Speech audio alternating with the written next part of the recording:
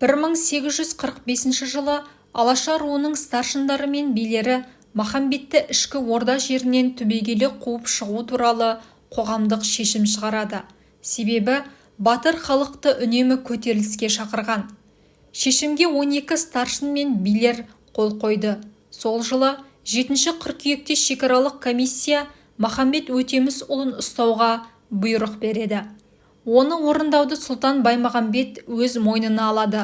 1846 жылдың қазан айында Айшуақов Махамбетті ұстау үшін Ықылас Төлеев, Жанберген Боздақов, Төрежан Тұрымов, Мұса Нұралин, Жүсіп Өтеулиев бастаған 20 адамды аттандырады. Махамбет қоныс тепкен жерге келгенде Төрежан Тұрымов оған сұлтанның ұрланған жылқыларды қайтару туралы бұйрығымен таныстыруға келдім деп алдайды да үйге кіреді.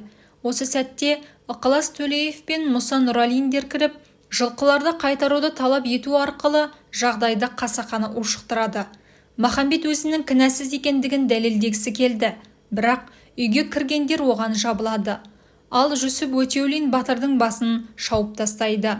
Осыдан кейін олар Махамбеттің 8 жылқысы мен 4 түйесін қолды етіп, батырдың басы мен інісін сұлтанға жеткізеді. Баймағамбет сұлтан істің мән-жайын шекаралық комиссияға түсіндіргенде, Махамбет Өтемісұлын кінәлі етіп, қаруды өзі бірінші болып кезегенін және Төрежан Тұрымов бастаған адамдарды өлтіруге талпынғанын айтады.